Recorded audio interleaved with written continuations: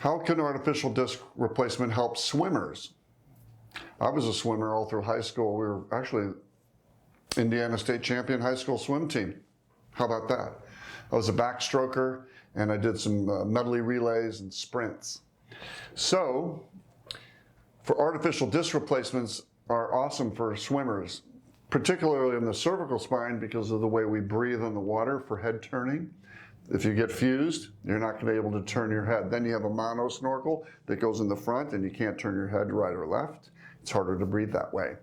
It's better to have artificial discs so you can maintain your motion and breathing in the cervical. And in the lumbar, it's also important because as you're rotating your body, as you turn in this water, you're twisting in the mid-lumbar section and upper lumbar more than the lower lumbar.